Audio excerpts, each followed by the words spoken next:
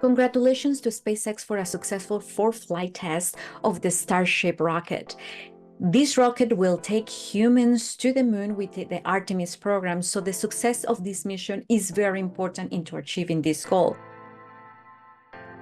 In this test, they didn't plan to recover the vehicles, but rather the goal was to demonstrate the orbital capabilities of a Starship and gather as much data as possible, and they achieved all that.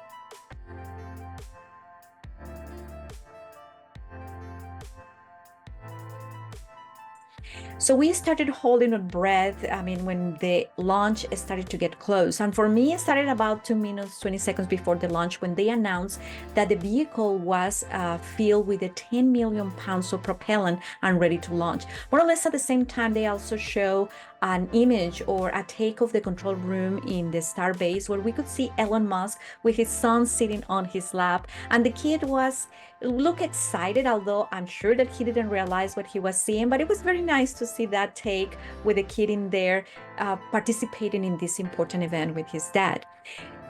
When the launch came up at about 7:50 a.m. Central Time, we were so excited to see it successfully lift off, but we held our breath when we saw at the bottom of the screen first, when we could see how many inches start, that only 32 of the 33 Raptor inches lit.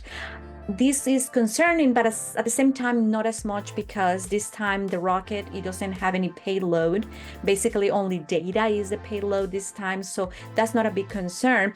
And we start to relax more when it continued climbing. It reached the maximum aerodynamic pressure, about 8 kilometers of altitude, and then continue climbing.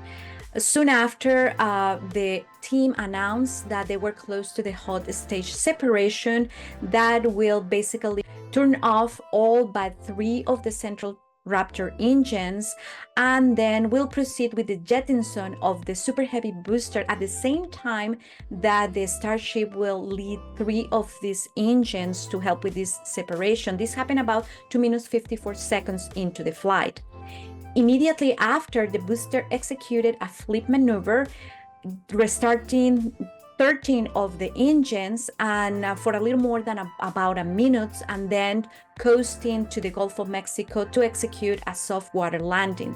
In the meantime, before the landing happened, at about 4 minutes 10 seconds, we saw the jettison of the hot stage from this Super Heavy booster, and which actually they said that it was a temporary fix to reduce the weight of the Super Heavy booster stage and help it land safely into the ocean. Later on, they plan to make this Super Heavy booster less heavy, lighter, such as they don't have to jettison this part of the spacecraft. After about 7 minutes, the Super Heavy booster was about 8 kilometers from reaching the water in the Gulf of Mexico, and then is when we turned our attention to see what was going on.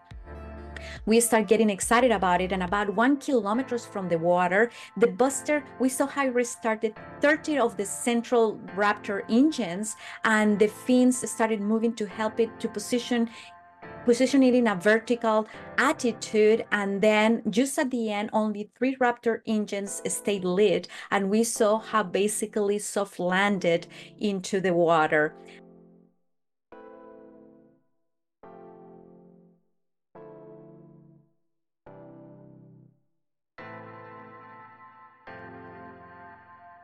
It was a successful soft landing, and of course, everybody was cheering because of the success.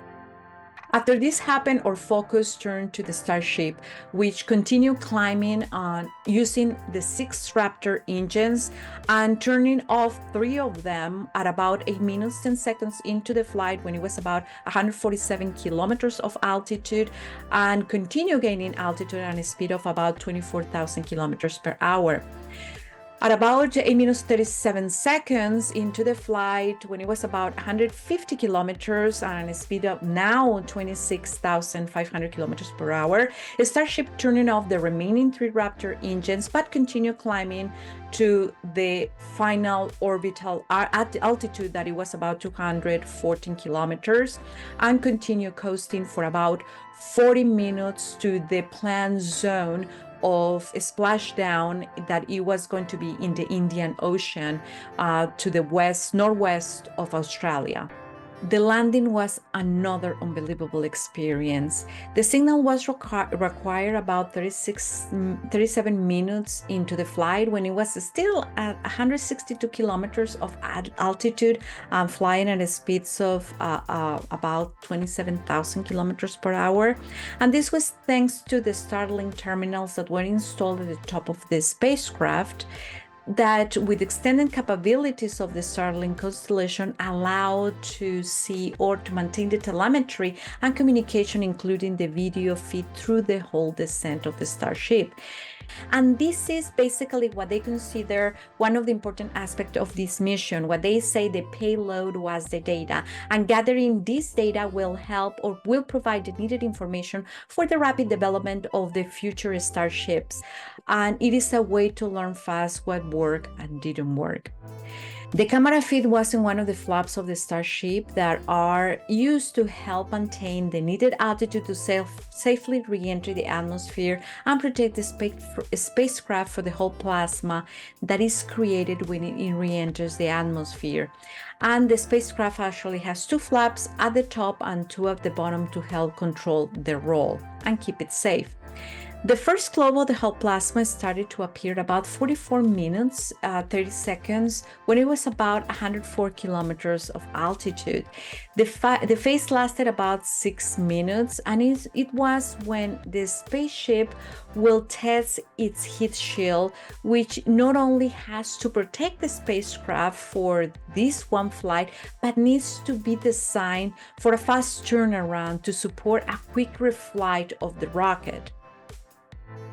Sometimes it looked like the spacecraft was frozen, but then you can see some particles appearing in the video, so you know that the spacecraft was descending. At the bottom, we could still see how it was maintaining altitude, and we continue hearing the communication from the ground telling us that everything was working and it was expected.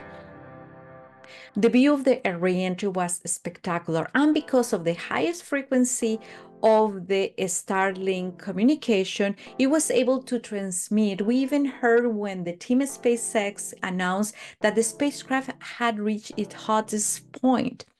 Throughout the descent, none of the engines was on, and the spacecraft was using only the friction with the atmosphere to slow itself.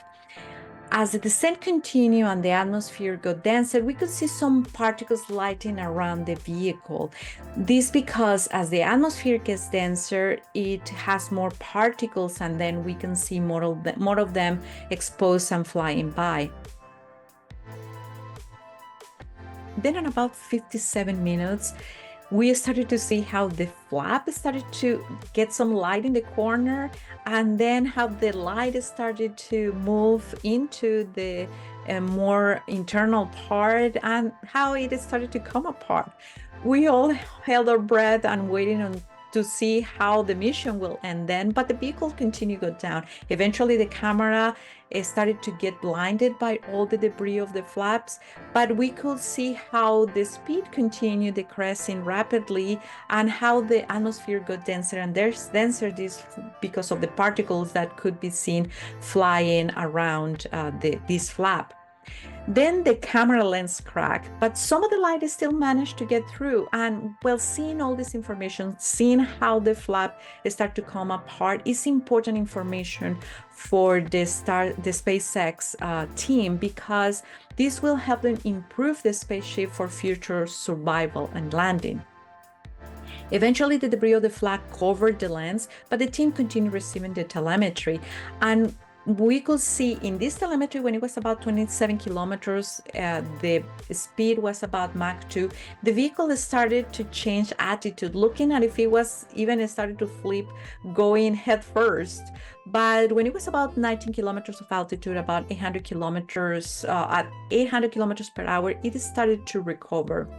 Just at the end, when about 10 kilometers of the ocean we started seeing again the flap actuating, and when about 1 kilometer of altitude, the 3 central Raptor engines turned on and dimpled to help the spacecraft to position or flip to the upright position for a soft landing in the northwest ocean of Australia, and concluding with then a successful fourth test for the Starship rocket.